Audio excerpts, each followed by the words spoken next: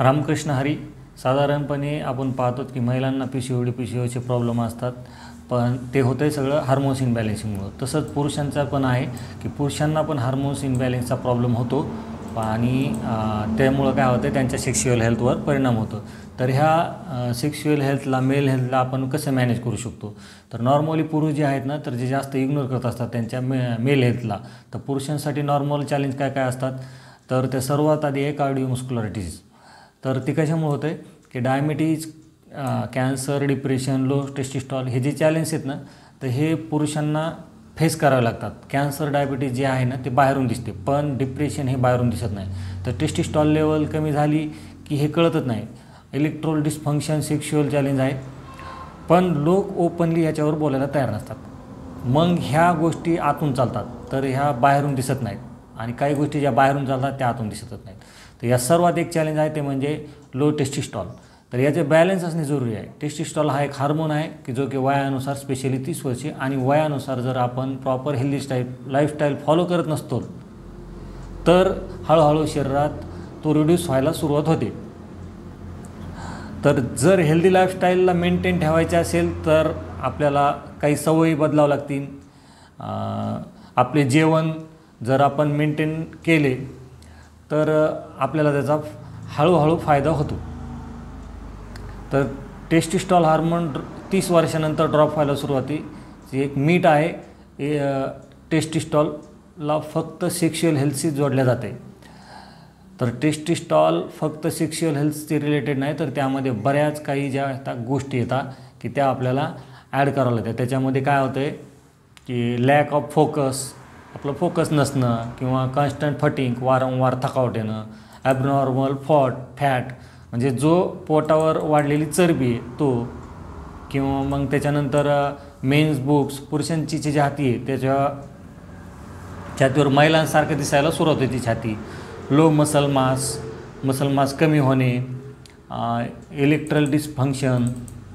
तर या बऱ्याच अशा गोष्टी येतात की त्याच्यामुळं हे चॅलेंज यायला सुरुवात होते. त्या सर्व गोष्टी होतात टेस्टिस्टॉल लेवलच्या कमतरतेमुळं. आणि जर याला आपल्याला वाढवायचं असेल किंवा हे वाढलं तर काय होतं आहे, जर टेस्टिस्टॉल लेवल वाढली तर आपला मूड चांगला राहतो, कॉन्फिडन्स लेवल वाढते, सेक्शुअल हेल्थ चांगली होते, बॉडी फॅट कमी होतो, मसल मास इन्क्रीज होतात, फोकस वाढतो. टेस्टिस्टॉल लेवल जर मेंटेन असेल आणि हाय असेल तर टेस्टिस्टॉल लेवल कोणत्या वयापर्यंत आपले शरीर प्रोड्यूस करते, तर लाईफ लाँग प्रोड्यूस करते. 70च्या 80च्या वयातसुद्धा काही पुरुष असतात त्यांना मूलबाळ होते. म्हणजे टेस्टिस्टॉल लेवल ही पूर्ण आयुष्यभर राहते. टेस्टिस्टॉल हार्मोन्स पूर्ण आयुष्यभर बनतच राहतो. मग टेस्टिस्टॉल लेवल ड्रॉप होते कधी, तर ती कशामुळे होते? एजिंगमुळं, स्मोकिंग आणि अल्कोहोल, ओबेसिटी, स्ट्रेस, किंवा जर तुम्ही जास्त वेळ मेडिसिन घेत असाल, एखादी मेडिसिन तुम्हाला चालू आहे आणि ती जास्त दिवस तुमची वारंवार घेतल्यामुळं पण तुमचा टेस्टिस्टॉल लेवल कमी होऊ शकते. तर एवढं सांगायचं आहे की आपण फिट राहणं का जरुरी आहे. जर आपण ओबेस आहात तर टेस्टिस्टॉल लेवल ड्रॉप होईल. तेव्हा आपण वजन घटवायला पाहिजे, फॅट कमी करायला पाहिजे. सेडेंटरी लाईफस्टाईल म्हणजे टायमावर झोपणे, प्रॉपर जेवण करणे, याला वारंवार आपल्याला मॅनेज करावं लागेल. 6 ते 8 तास झोप घेणे. खूप वेळेपासून जर मेडिसिन चालू आहे तर टेस्टिस्टॉल लेवल ड्रॉप होते. तर यावरून अभ्यास करायचा झाला तर पूर्ण जगात सेक्शुअल हेल्थसाठी मेडिसिन किती यूज होत आहे, जर आपण याचा अभ्यास केला तर आपल्याला लक्षात येईल की ह्या चॅलेंज किती जास्त आहेत. तर 2009 ते 2019 या कालावधीत सेक्शुअल मेडिसिनवर 5,700 करोड रुपये सेल झाला मेडिसिनचा. तर 5,700 करोड म्हणजे 74,000 मिलियन डॉलर. तर 2019ला इथपर्यंत सेल झालेला आहे. आता 2027पर्यंत हाच सेल 74,000 मिलियन डॉलरहून 1,08,000 मिलियन डॉलरपर्यंत जाणार, म्हणजे 1.5 पट जास्त होणार आहे. त्याचा अर्थ असा आहे की ह्या चॅलेंजेस वाढतच जात आहेत. तर मग टेस्टिस्टॉलला बॅलन्स ठेवण्यासाठी, हाय ठेवण्यासाठी काही न्यूट्रिएंट्स हेल्प करतात. त्यामध्ये आपल्याजवळ मेल फॅक्टर आहे. तर मेल फॅक्टर लॉन्च होण्याआधी त्याच्या 200 लोकांवर त्याचा प्रयोग करण्यात आला, ट्रायल घेण्यात आली. तर मेल फॅक्टर काय हेल्प करते? टेस्टिस्टॉल लेवलला हाय करण्यासाठी. आणि ट्रायल घेतल्यानंतर असं दिसून आलं की 8 ते 12 आठवड्यात टेस्टिस्टॉल लेवलची जी आहे ती वाढत जाते. जेव्हा तुम्ही 8 ते 12 आठवडे सतत यूज केल्यानंतर, मेल फॅक्टर सतत यूज केल्यानंतर, तर तुमची टेस्टिस्टॉल लेवल आहे ती वाढली. 8 ते 12 आठवडे म्हणजे 2 ते 3 महिने. तर ज्या लोकांना 2 ते 3 महिने सतत रेग्युलरली यूज केलं त्यांची टेस्टिस्टॉल लेवल हाय झाली.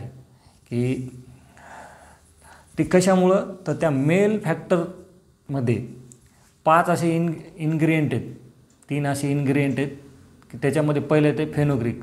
तर फेनोग्रीकचा फायदा असा आहे की तो सर्वात आधी डायबिटीजला रिड्यूस करते, त्यानंतर वेट लॉसला पण हेल्प करते, बॉडीमध्ये जे इम्प्लिमेंटेशन आहेत त्याला रिड्यूस करते, पण जे असते त्याला रिड्यूस करते, सर्वात जास्त असते त्याला रिड्यूस करते, आणि सर्वात महत्त्वाचे टेस्टिस्टॉलला वाढवतो आणि स्पर्म काउंटला पण वाढवतो. हे आहेत फेनिग्रीकचे फायदे. त्याच्यानंतर आहे पाईन बार्क. पाईन बार्क काय करते? तर बॉडीमध्ये नायट्रिक ऑक्साईडचे प्रोडक्शन वाढवते. त्यामुळे काय होते? आपल्या शरीरातलं ब्लड सर्क्युलेशन चांगल्या पद्धतीने होते आणि इरेक्टाईल डिस्फंक्शन जे आहे त्याला ते हेल्प करते पाईन बार्क. 3 नंबरला आहे एल सायटोलाईन. हे जे पाण्यात सापडतं आपल्याला, एल सायटोलाईन. तर ते काय काम करते? ते आपल्या टेस्टिस्टॉलला वाढवण्याचं काम करते. तर ह्या 3 गोष्टीमुळं काय होते? आपल्या शरीरात टेस्टिस्टॉल लेवल वाढते. त्याच्यामुळं आपल्या शरीरामध्ये जे सेक्शुअल हेल्थसाठी लागणारे घटक आहेत ते आपल्याला ह्या मेल फॅक्टर टॅबलेटमधून मिळतात. तर मीही केलेली आहे, तुम्ही पण यूज करू शकतात आणि ती कायमस्वरूपी पण घेऊ शकतात. पण तुम्हाला जर प्रॉपर रिझल्ट घ्यायचा असेल तर 3 ते 4 महिने तुम्ही त्याला कंटिन्यू केलं तर तुमच्या सेक्शुअल हेल्थ संबंधित ज्या काही चॅलेंजेस आहेत त्या सगळ्या सॉर्ट आउट होऊ शकतात आणि तुम्ही चांगली संसारिक जीवन चांगलं जगू शकतात. थँक्यू.